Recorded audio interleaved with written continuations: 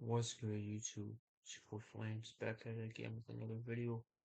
Today, I'm about to be reading out of um Numbers chapter 24. Without further ado,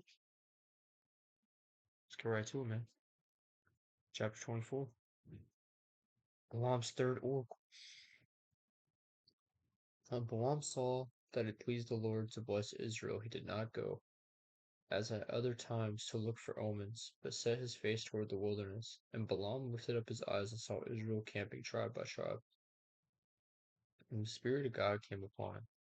And he took up his discourse and said, The oracle of Balaam the son of Beor, the oracle of the man whose eyes opened, the oracle of him who hears the words of God, who sees the vision of the Almighty, falling down with his eyes uncovered. How lovely are your tents, O Jacob, your encampments, O Israel, like palm groves that stretch afar, like gardens beside a river, like lows that the Lord has planted, like cedar trees behind the waters. Water shall flow from his buckets, and his seed shall be in many waters.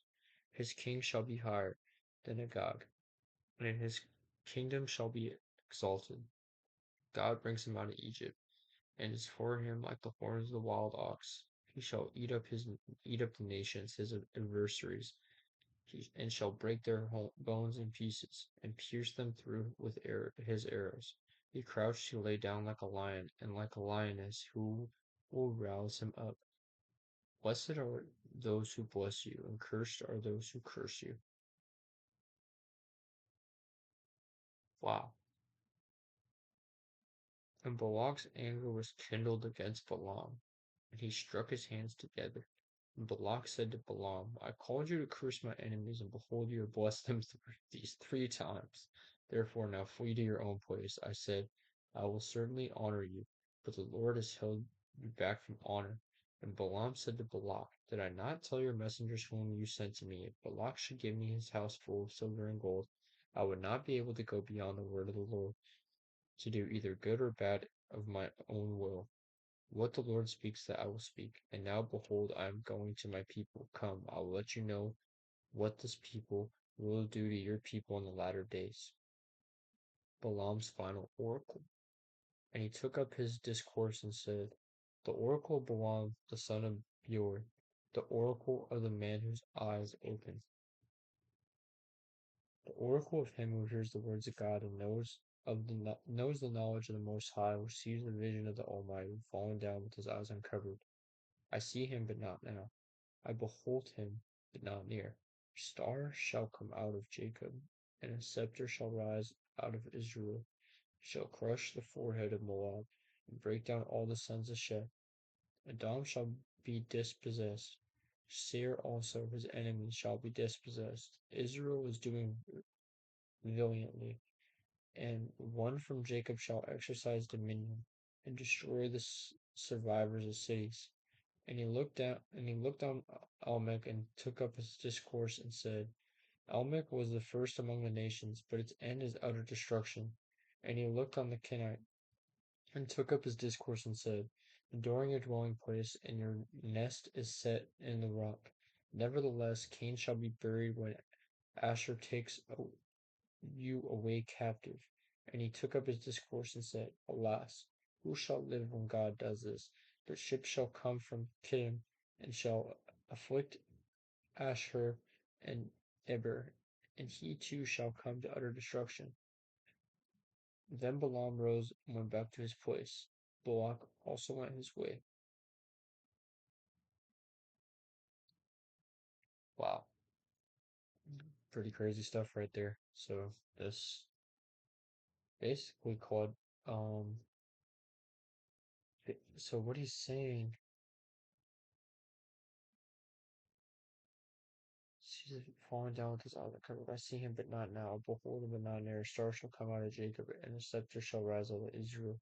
Shall crush the forehead of Moab, and break down all the sons of Sheth. Edom shall be dispossessed. Israel is doing one from Jacob. Shall exercise dominion and destroy the survivors of cities. I wonder what this prophecy is talking about. I'm gonna look this up.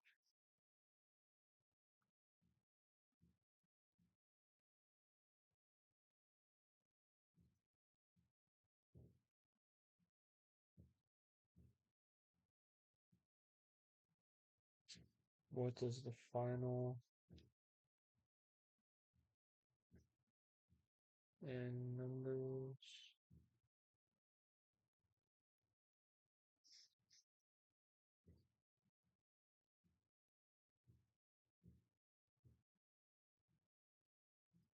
Okay, so I guess the interpretation of this is represent a divine par panoramic prophecy of future glory for Israel and destruction for surrounding nations, specifically pointing to the coming of the Messiah. Yeah, that's kind of what I picked up when I was reading it. I was like, is this like inadvertently talking about God or talking about Jesus? Because I kind of, when he was saying, a star shall come out of Jacob and a scepter shall rise out of Israel. That's kind of what I was thinking. Um, and the ultimate triumph of God's kingdom. Key things include the star of Jacob, the rise of a powerful ruler, David, then Christ, and the eventual ruin of Israel's enemies. The Messianic star. A star and a scepter will emerge from Jacob, representing a future king, initially David, who will defeat nations like Moab and Edom. So he's basically prophesying that there's going to be a king, King David, who defeats these nations eventually. This ultimately, this is ultimately fulfilled in Jesus Christ, who will establish an eternal kingdom. The doom of neighboring nations.